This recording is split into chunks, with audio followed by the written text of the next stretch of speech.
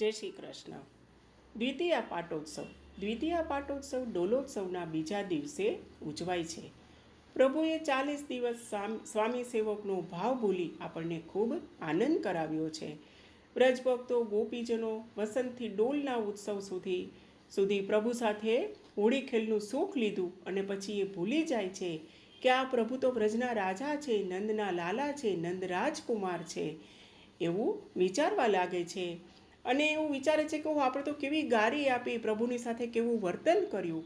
અને આ ખેલના 40 દિવસ પછી પ્રભુને પાટ ઉપર બિરાજમાન કરવામાં આવે છે. અને નંદરાયજી પણ એવું વિચારે છે કે આ મારો લાલો છે, એ તો વ્રજનો રાજા છે, નંદરાજકુમાર છે.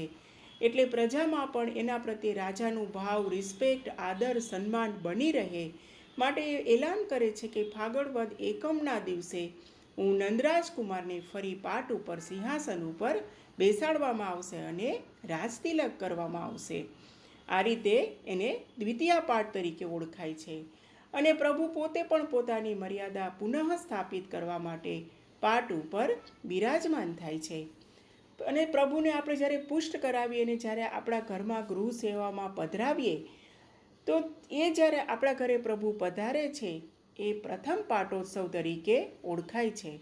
અને આપણા મહાપ્રભુજી તો કહે છે કે જે આપણા સેવ્ય પ્રભુ છે એ સારસ્વત કલ્પમાં પ્રગટેલા પૂર્ણ પુરુષોત્તમ જ છે, બીજું કોઈ નથી.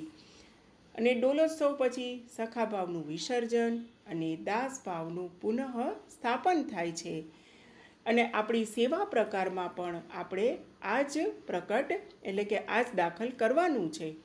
અને ટૂંકમાં કહીએ તો સખાભાવનું વિસર્જન અને દાસભાવનું સ્થાપન એને જ દ્વિતીય પાટોત્સવ કહેવામાં આવે છે. હવે વ્રજભક્તોને પણ વિરહ થાય છે કે પ્રભુ અમને આવું સુખ ક્યારે આપશે.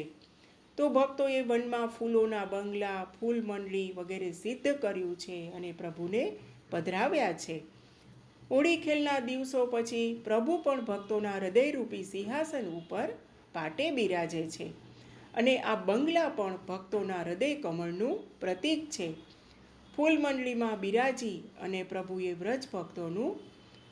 વ્રજભક્તોનું એમને સ્મરણ થાય છે કે એમને પણ વ્રજભક્તોની યાદ આવે છે.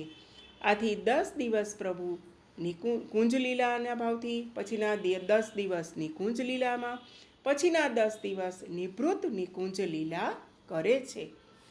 અને આપણા જે અષ્ટસખા પરમાનંદદાસજી જે છે એ તો એટલું સુંદર વર્ણન કરે છે કે નેક દેખીએ ભવન હમારો, દ્વિતીયા પાટ સિંહાસન બેઠે, અવિચલ રાજ તિહારો.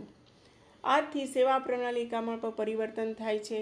સફેદ સાજ બધા બંધ થાય છે. શીતકાલની સામગ્રી, અંગીઠી એ પણ બંધ થાય છે. સિંહાસન પર પંખા ધરવામાં આવે છે અને પ્રભુ પ્રેમથી સુખાર્થે ફૂલ મંડળીમાં બિરાજે છે. પહેલા 10 દિવસ યમુનાજીના ભાવથી, પછીના 10 દિવસ લલિતાજીના ભાવથી, એના પછીના 10 દિવસ ચંદ્રાવલીજીના ભાવથી અને પછીના 10 દિવસ નિવૃત્ત નિકુંજ એટલે કે સ્વામિનીજીના ભાવથી થાય છે. જય શ્રી કૃષ્ણ. શ્યામ સુંદર શ્રી યમને મહારાણી કી જય. જય શ્રી કૃષ્ણ. દ્વિતીય